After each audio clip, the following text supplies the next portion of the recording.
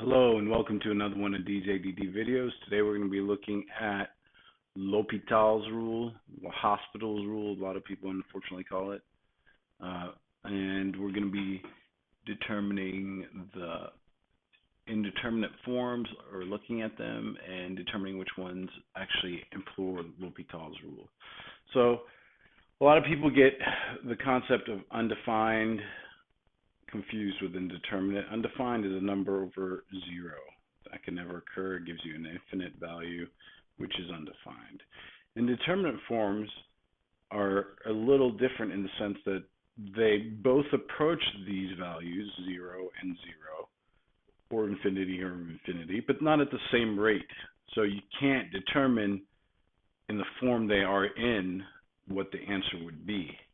So you have to either apply LHospitals Rule or do algebraic manipulation, but just for these top two, okay?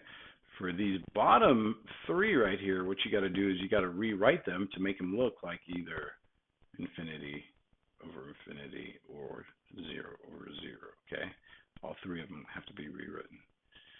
So what is LHospitals Rule and when do I use it? Well, from now on, if I do this little L with a circle, that means I'm doing LHospitals Rule. And I already told you, you use it whenever you have infinity over infinity or 0 over 0, right? So if you have one of these two scenarios, what you do for LHospitals is you derive the top and the bottom, but you do them separately. Do not do the quotient rule, okay? Let me write it in big red letters here for you. A lot of people, for some reason, want to do extra work. Do not, that way you will remember these big letters, do quotient rule. It's the derivative of the top independently done from the derivative of the bottom. Does that make a point there? So then after you do those two derivatives, what you need to do for every limit when you rewrite them in any way, whether using calculus or algebra, you need to re-evaluate the limit. Okay, so that means plug back in the limit value. And if you still get 0 over 0 or infinity over infinity, you're going to have to redo LHospitals Rule and keep doing it until you no longer get one of those indeterminate forms. And if you don't like the LHospitals, you could always do algebraic manipulation as your fail-safe, usually factoring out the greatest common power of X is what you want to do for that, but that's a different video that you can check out.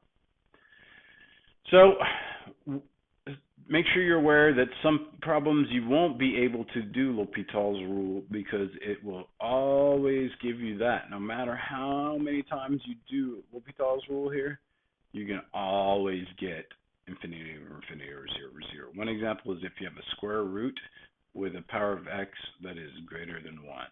The chain rule will leave something behind and also flip something to the opposite, top or bottom, and it'll just repeat over and over and over. And in this case, in this scenario, you have to do algebraic manipulation. So make sure you do check out that video and understand what I'm doing there. All right. So that's the basics of what's going on. So we're going to have either one of those indeterminate forms, and after that, what you want to do is you want to either do the algebraic manipulation, which most times in my eyes is easier than LHospitals Rule, depending on how many rounds of derivatives you have to do. But if you do LHospitals, you keep doing it until you no longer get one of those indeterminate forms. Okay? I hope this has cleared up any doubts that you might have.